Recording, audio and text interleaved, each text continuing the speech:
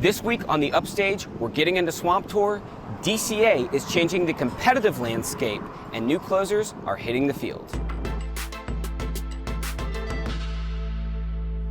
Welcome to the Upstage. I'm Josh, and I'm joined by my brother and colleague, Luke, who's in Atlanta, Georgia. Luke, tell us a little bit about where you are. So I'm at Center Park Union Stadium here in Atlanta for the DCI Southeastern Championship. But we're going to start off today's show by talking about San Antonio, because that's where we got to see all of the cores for the very first time together. What was your big takeaway, Josh? Well, first of all, it's just great to see everybody in person. The recordings online this year have been awesome, but seeing them in person back to back in that environment is really second to none. What I will tell you though, is at the end of the night, I was still thinking about cores who went 8, 9, 10 places before that. So I'm really encouraged to see what that means for the rest of the season, and it's exciting for the activity. What about you?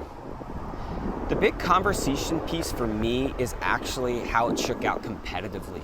So of course Beatty finished up top, but by a wide margin, which a lot of people are very surprised by. But then you also have the race for finals. So we've got Troopers, we've got Crossmen, we've got Blue Knights, we've got Colts who squeaked in at 12. So that's going to be something I think we're going to see a lot of shifts the rest of the season. But it was cool to see how it first shook out this past weekend at San Antonio. Yeah, so speaking about competition, you can't not include the Boston Crusaders in this mix. So there's lots of energy going into San Antonio, maybe even more energy coming out of San Antonio surrounding the Boston Crusaders. So what's your take on this? Well, it's one of those things where you see a core in every caption doing really well now. So we've known about Boston's Guard, we've known about their brass and their percussion, but now we're seeing a lot of those design numbers also pop up. And that's what actually propelled them to that second place for the very first time there. So it will be interesting to see if they can keep up and they can catch up. But Boston right now is in a very good position. Yeah, absolutely. All right, so all of that was surrounding the Texas tour, and we were seeing from some drum corps some interesting things throughout that sort of that full week. So what kinds of things like sort of caught your eye during that time that sort of led us into San Antonio and the performances that we saw? One word: heat. It was so hot in Texas. Everyone knows it's hot in Texas at this time of year, but this year is especially hot. A lot of corps could not rehearse, show times got pushed back, and then you've got temperatures at the turf level of like 130 or 140 degrees. It's pretty intense. So what do you think DCI is gonna have to do moving forward, Josh, about the heat here in Texas? Well, I think it's all something that they need to consider, of course, for the health and wellness of the members, and maybe see if there's a time different in the year that makes more sense to be sort of in the hottest part of the country. So we'll see how all that shakes up. Now, the Texas Tour is done, San Antonio Regional is done, and we're off to the Southeastern Championship where you are. So things are going to look a little different this year, so tell us a little bit about that. Yeah, that's right. So not every single corps here is at Atlanta. So we don't see everyone competing the same night. It's kind of like a split regional because we have some here in Atlanta and then some performing at NIGHTBEAT also this weekend.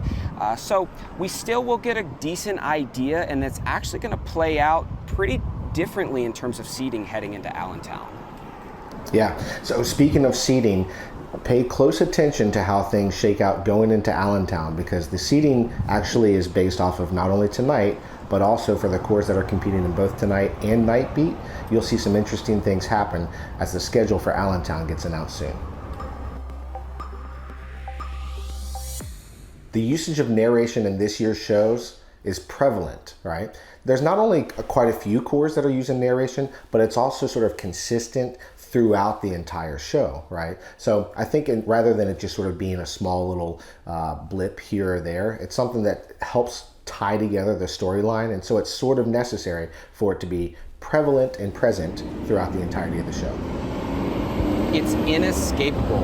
You cannot go to a drum corps show this summer without seeing at least one or two corps with quite a bit of narration in their show. Now that's okay, because a lot of corps are trying to do more complicated shows and they need to help guide the viewer along. So it's not a bad thing, it's just inescapable. I think it could definitely be Southwind. The last time we saw them there was 2005, and this corps has a lot of history in the drum corps activity.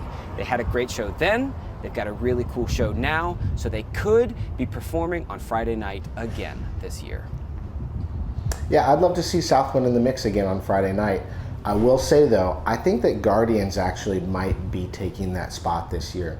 Over the past couple of years, they've been edgy and contemporary with their design. They've been turning heads sort of everywhere that they go in those realms. So I would love to see Guardians be on that field on Friday night. I think that's a difficult question to answer because if you don't have effect, what good is the execution? Now, if you don't execute, what good is the effect, right? So that's the first question. The second question, though, that's on my mind is, are we really comparing apples to apples from drum corps to drum corps now as it relates to effect? And I'm not quite sure that the answer is yes. I do think that this means that we should probably look at what effect means moving forward in this activity.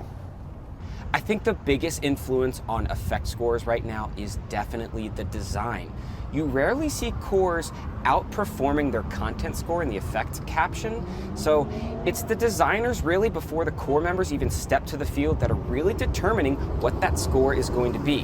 Now the entire community talks about this every year, so I do believe it's time to reopen that discussion and to redefine what effect really means. Did you see this video of Crown? Somehow somebody in the stands happened to be catching this Crown baritone player, I'm assuming unintentionally throwing their instrument. So the good thing was that it was during like a scatter or a free form, so they were able to sort of figure it out, but that would have been tough to recover from. Yeah, it kind of reminds me of Cadets 2011 when they come out on the field and that one baritone player like throws his baritone 40 yards. I guess good thing they're sponsored. But the thing that caught my eye this week, Bluecoat's color guard, there's a rifle who of course throws over the wheel once, and then twice, and then throws a 10. That's insane, even by today's modern standards. So cool, and of course, I love the meme attached to the video. The 90s were a decade of change in DCI. Almost every corps still used 2-valve bugles at the beginning of the decade, and by the end of the 90s, the transition to brass of any key had been approved by the Rules Congress. Show designs also made huge strides. In 1991, Star of Indiana unveiled the cross-to-cross on the way to winning a DCI championship with their show, Roman Images. They also had the iconic 1993 show, which brought hornline choreography to the field well before most corps dreamed of attempting it.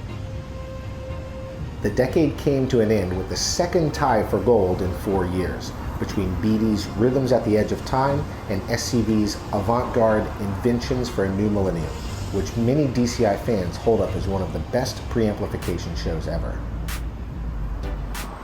All right, it's raining and it's hot here in Atlanta. Let's do the last rep. All right, so if you've been taking a look at the recaps, you'll notice the name J missing sort of all over the place. What does that even mean? Well, it actually stands for Judge Missing, but I like to think that Jay Missing is an actual judge, and I like to think he's actually been doing a pretty good job. Now, DCA this year is switching things up competitively. They have both live and virtually judged shows. What do you think? I think it's cool. I think it allows for more people to participate in the activity and allows for groups to get feedback even if they're not able to travel along. So I like the idea. So Carolina Crown and San Antonio gave something special to the Texas fans. What did they do? Well, they did The Stars at Night Are Big and Bright and got the entire audience to clap, clap, clap, clap. I loved it. I'm here for it. Finally, the East Coast corps are restarting after their split tour. What do you think of that model? Honestly, I think it's sort of cool. I think it presents some unique opportunities for a little break during the summer that could be used for health and wellness, or it could be maybe used for something else for the drum corps. So I think it's worth considering moving forward. That's right, and that's all the time we have for today on the Upstage. Please be sure to check us out online and on the Flow Sports family of apps, and we will see you in the next episode.